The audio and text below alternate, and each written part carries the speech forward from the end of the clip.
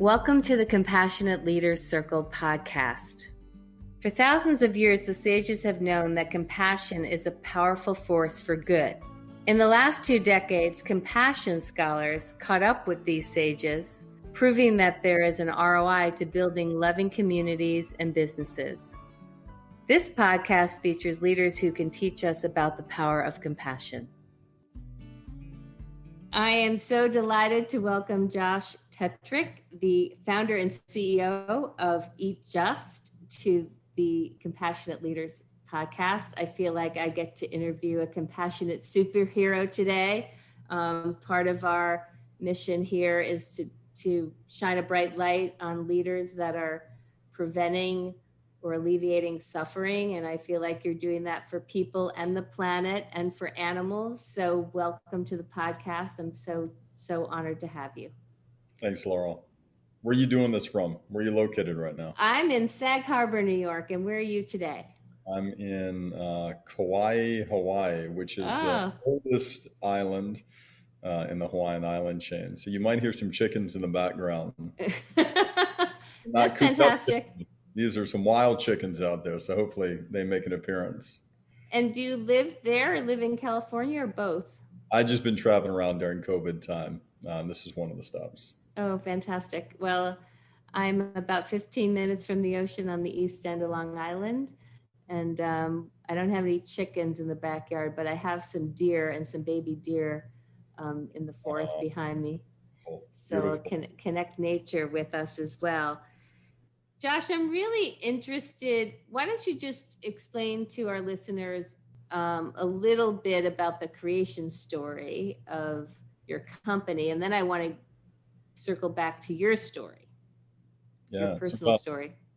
Yeah, so about 9.5 years ago, we started this company called Just, and we decided that we wanted to figure out a way to make real good food, healthy, tasty food, without needing to slaughter a single animal, without needing to direct bulldozers to knock down our biodiverse rainforests, without needing to use all these antibiotics that we currently use. How do we figure out a way to make meat and eggs without all that stuff? That was the idea, because if we can do that, we'll eat in a way that we think is healthier, kinder, and in our words, more just.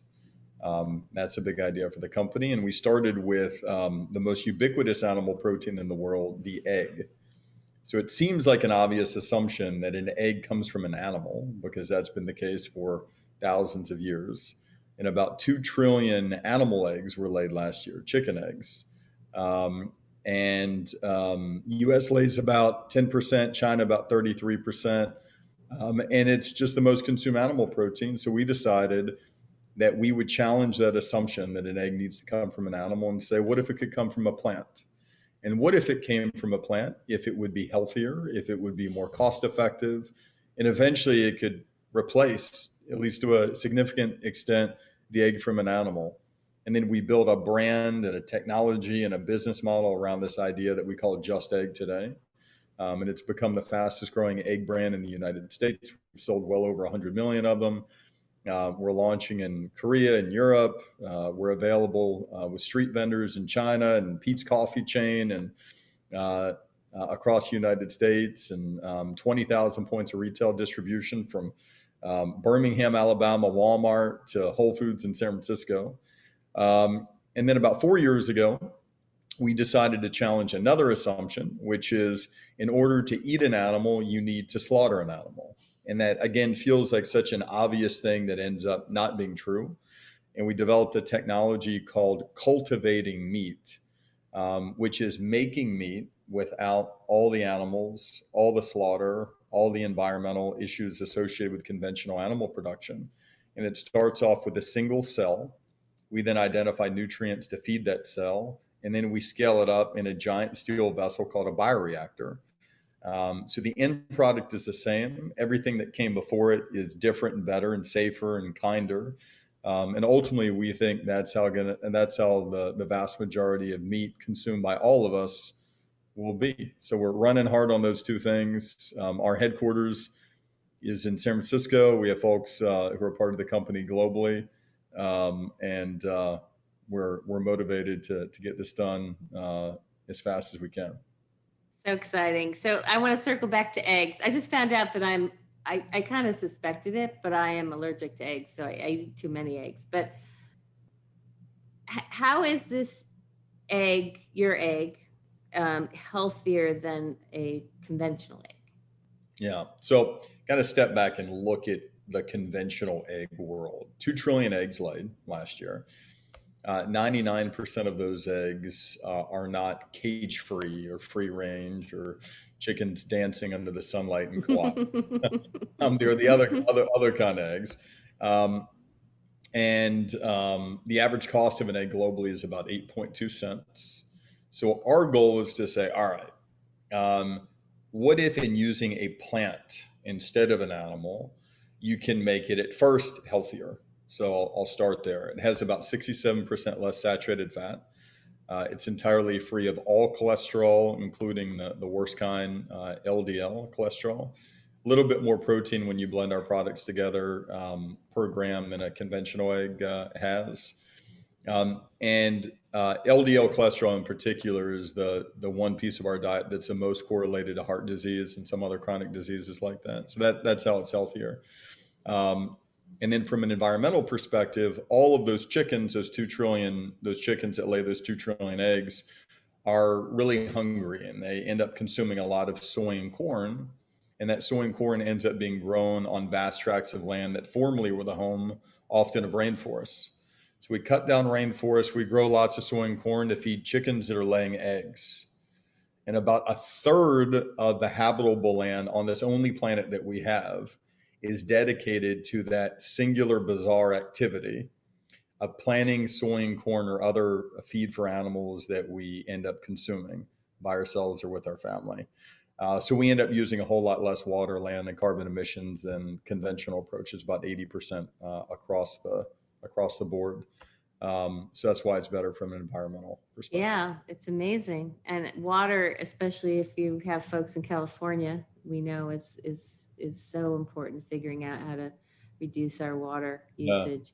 That's amazing. So there's really no chickens involved in your eggs. They're all plants. Only as an inspiration. Only as an inspiration, yeah, but no chicken meat. They're your spirit animal, but they're not. Right, that's about it. And a good one of our century goals is before the end of 23, we want the vast majority of people to prefer it taste, texture, smell to the best tasting pasture raised egg. So not only an inspiration, but a model in terms of where we want to go in terms of the overall texture, flavor, color. We're on version 3 today. Every year we put out a version that has improvements on these core characteristics. How does it chew in your mouth? How does it smell? What is the flavor profile? How does it scramble in a pan? Is it sticking? Is it sticking in just the right amount, or is it sticking too much? How does it function? Can you bake a pound cake with it? Answer is yes today. Can you bake a cake that normally would require just egg whites with it today? No, you can't. So there's work we need to do to add functionality to it. Yeah, I'm just so you know, I'm Italian and Irish, so we always say that food and beverages was our spiritual path. Mm-hmm. So I'm going to go buy some Just Egg. Is that the right name? That's right. I'm gonna be making quiche later today. Yeah. So thank you for Just Egg. Yeah. That's very exciting, and thank you for iterating, and thank you for helping the planet and people and me, because it's been hard to give up eggs, but I don't have to anymore.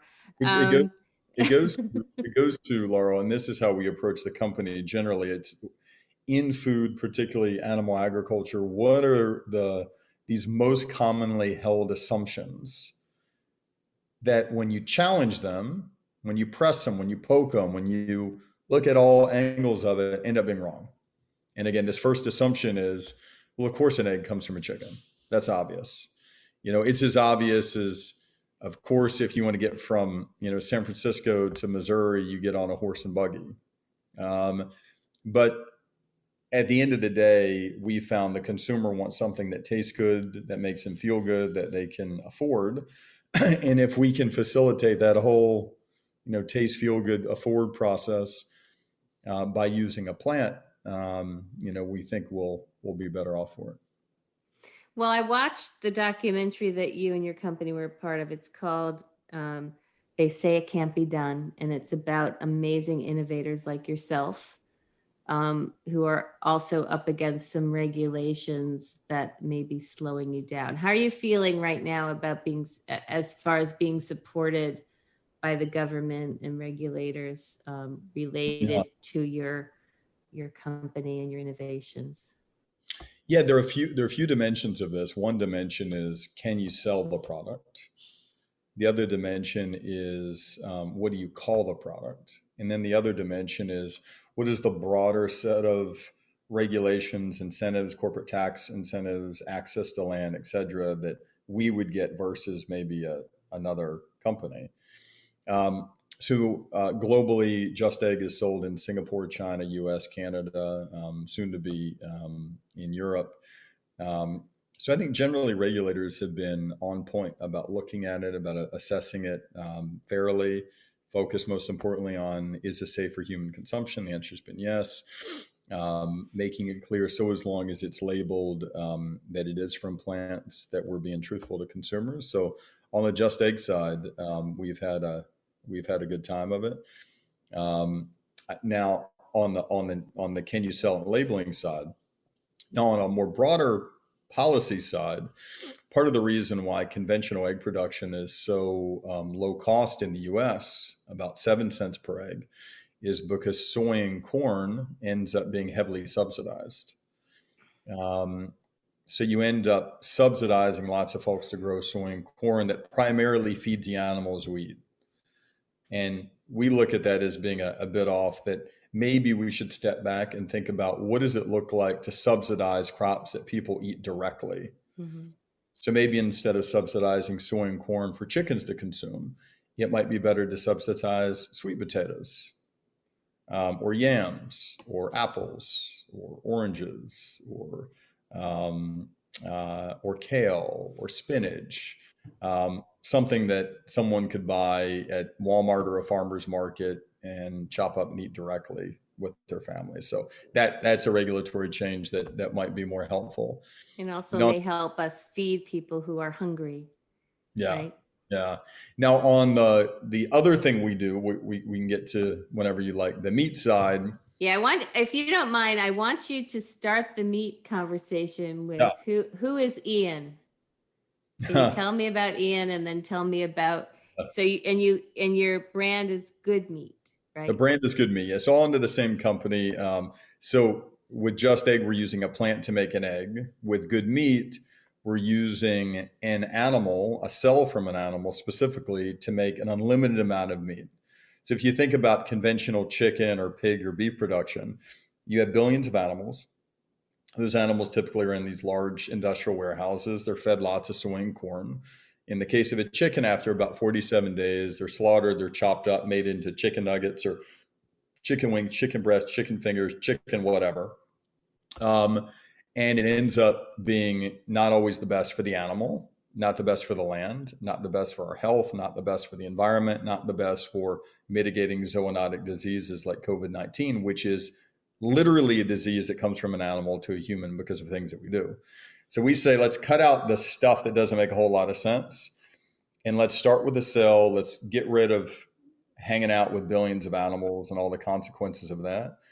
Let's feed nutrients to the cell, and then let's manufacture it in a large scale culturing or cultivation process.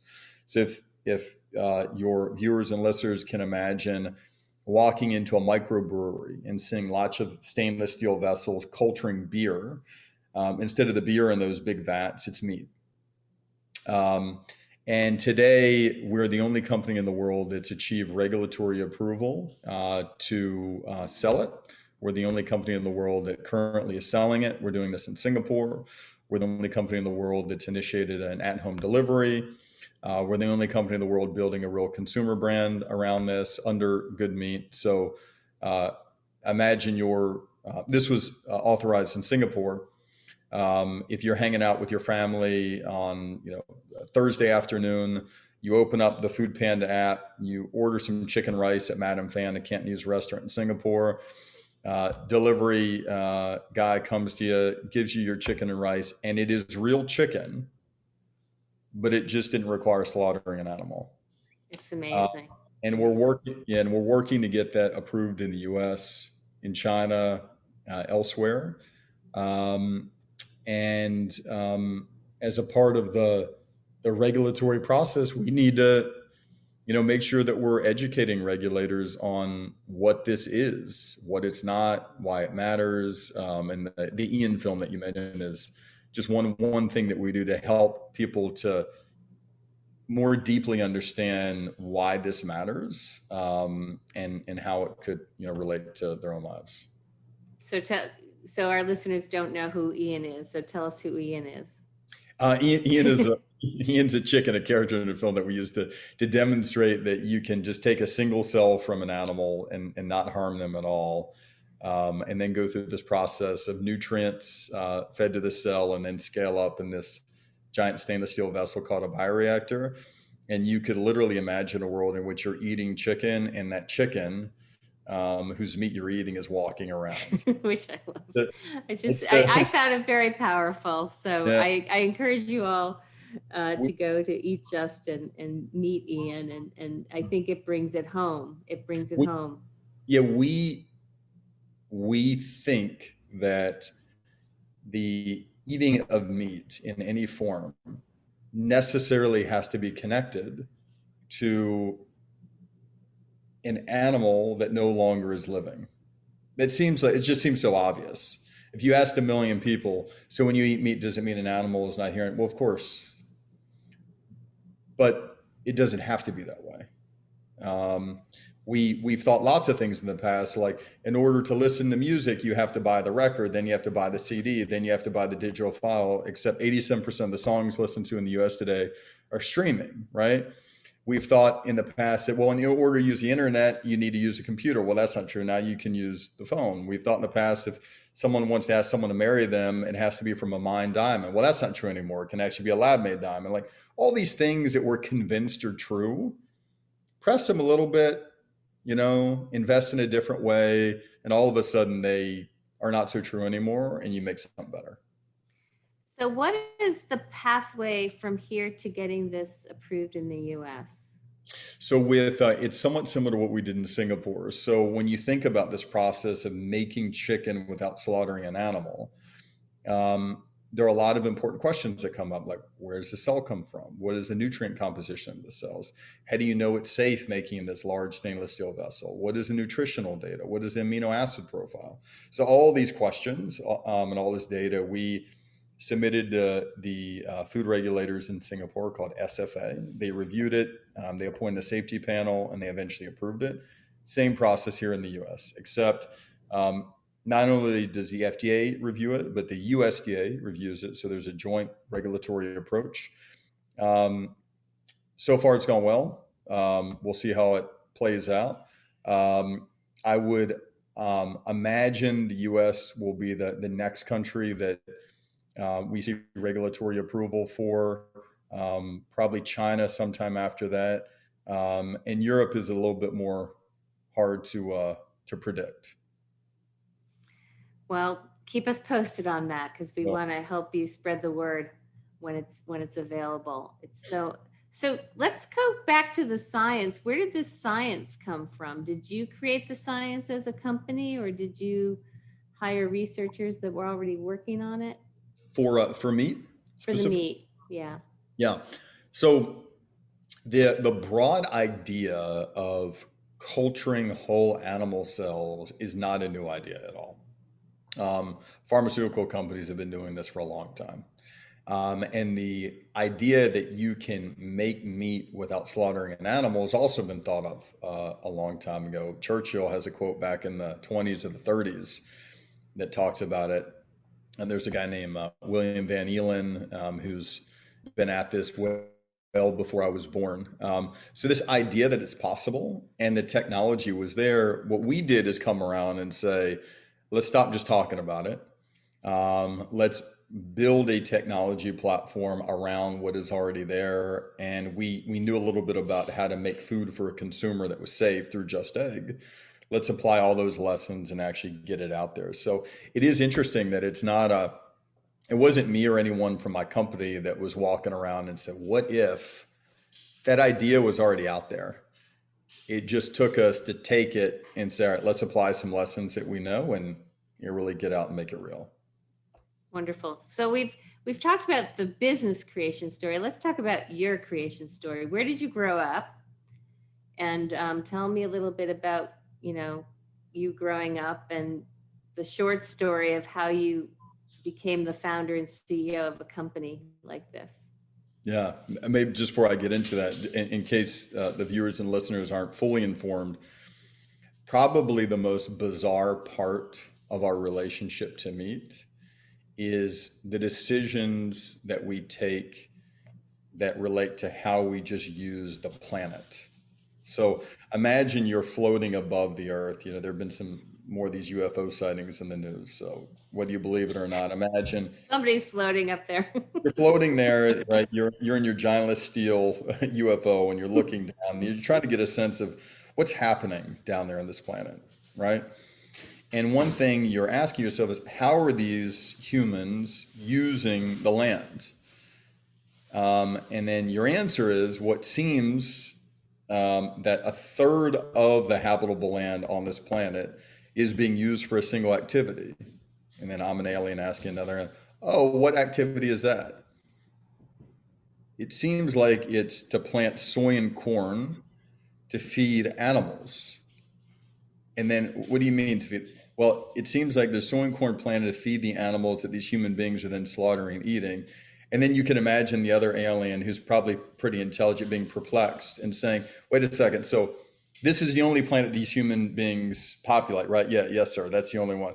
And they're using a third of it to plant soy and corn just to feed the animals we eat. Isn't there a better way to do it? Well, yes, sir, of course they could just eat plants directly, but this seems to be the system that they have. I probably just fly away. No need to mess with it. Don't need to go there. Just how bizarre, yeah. Right? There's no one, even I think the biggest proponent of intensive animal agriculture, that would say, if somehow we could start over today, right? If somehow we didn't have the existing food system, if we, we're colonizing Mars, or we decide to, again, think anew about how we live on the planet, no person in their right mind would design this system. Just like no executive at GM or Audi, or certainly not Tesla, would say, if we were starting over, let's start over with gasoline powered cars. It just would be bizarre. Of course you wouldn't do that. You would go right to electric. You'd go right to hydrogen. You'd go right to the thing that's just a more efficient way to get people around. So same deal here. But for me, I didn't know any of this stuff growing up. I wanted to be a professional football player. I grew up in Birmingham, Alabama. Just really focused on trying to be an athlete. Didn't do too well in school. Eventually played college football just for a little bit at West Virginia University. Wasn't that good.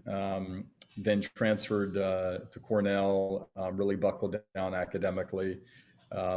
Spent some time going back and forth living in sub-Saharan Africa and South Africa and Liberia and Kenya. Went to law school throughout all this, and was trying to find some new thing in my life that I could throw my life at. Before it was athletics, and I thought it was going to be international development work. I thought it was going to be working and trying to help vulnerable kids in sub-Saharan Africa.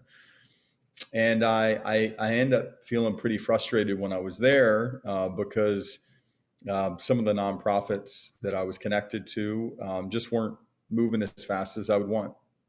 And I read a book when I was in Cape Town called Fortune at the Bottom of the Pyramid by a guy named C.K. Prahlad. And the premise of his book is, it's not that capitalism is good or bad.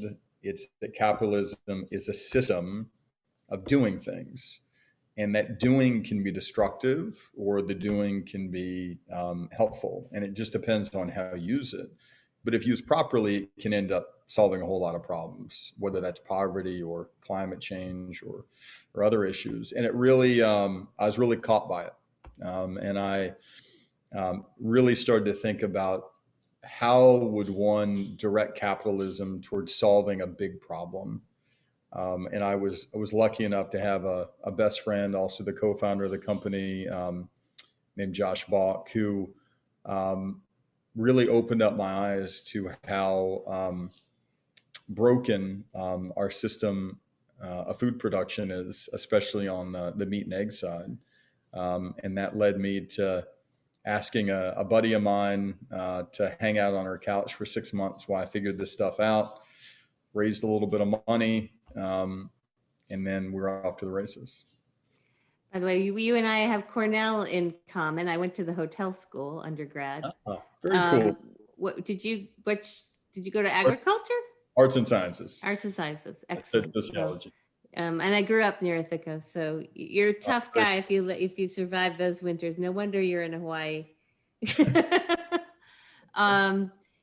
And has the journey related to your spiritual life at all? I mean, around this, I mean, you grew up eating a lot of meat as a football player in Alabama. So talk to me about the meat to, I don't know if you're a vegan or a vegetarian, or talk to me about that.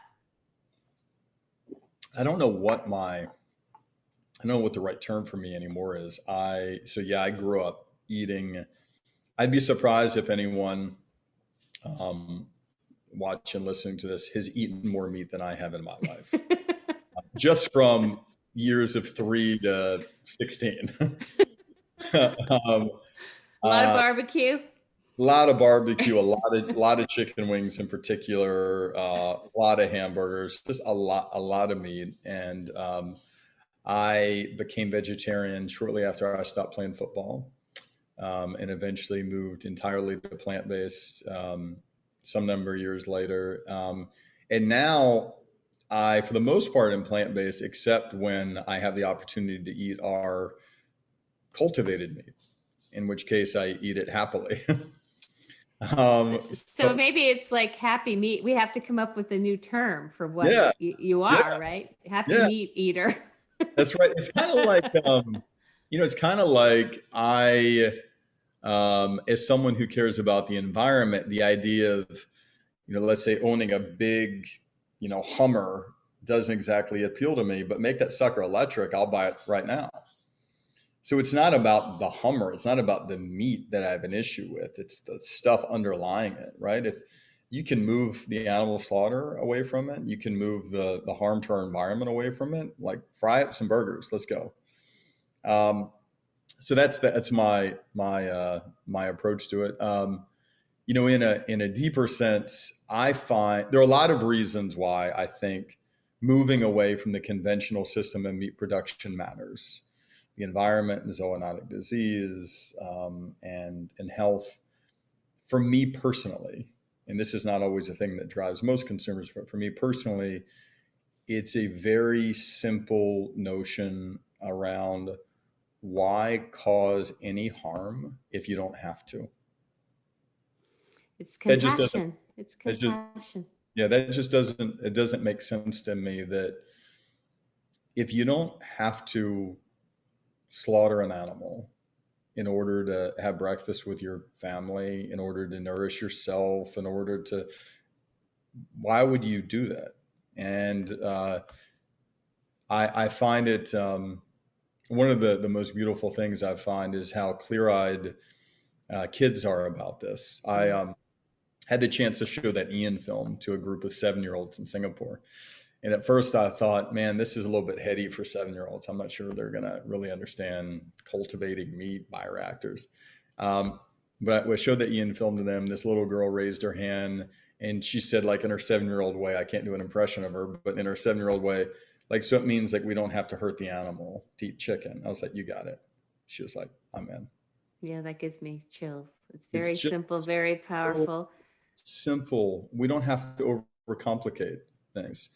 Why would you want to cause harm if you don't have to? Why kill another living thing if you don't have to? And I find just the the way young people are able to see this is just awesome. Uh, Last story about it. Our very first dinner, we invited five kids between 12 and 18 to come to the dinner. It's the first time human beings ever ate real meat that didn't require slaughtering an animal. And there's a young girl named Kaya, 12 years old. And we get lots of questions about regulatory and about capacity and cost reduction. Really important questions. Kaya raised her hand. The very first question is, can we use this to help more animals? And I think there's something in all of us that often gets shut out by how we live our lives and habits and time and pressures. But that very basic, I want to figure out a way to do the right thing. Why would I cause harm? I think is in us. And that's what I want these two platforms to be about. It's amazing what you're doing. So in the future, what kind of meat will you be making with good meat?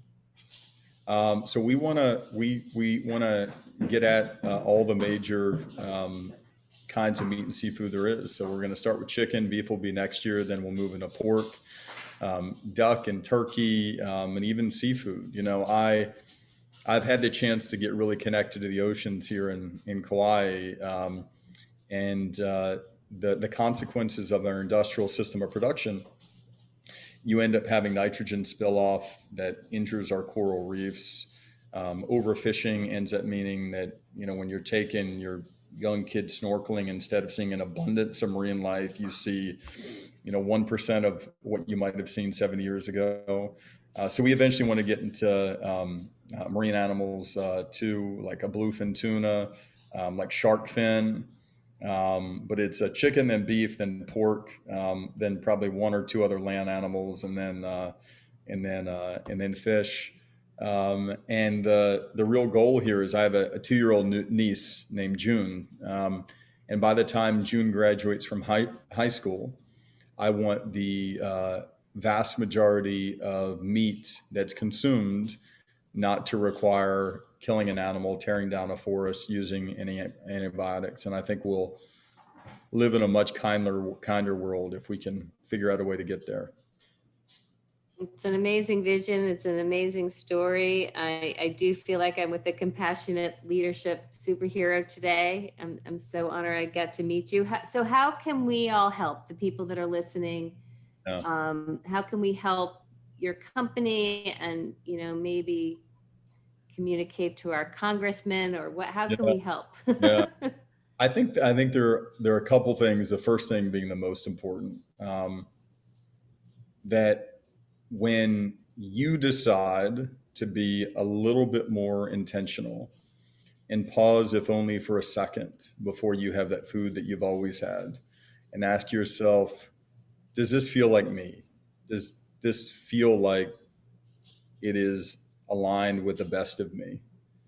Um, I think the act of just pausing for a second and being a little bit more intentional is the most important thing. And I think often what you'll hear from yourself is, it's not me.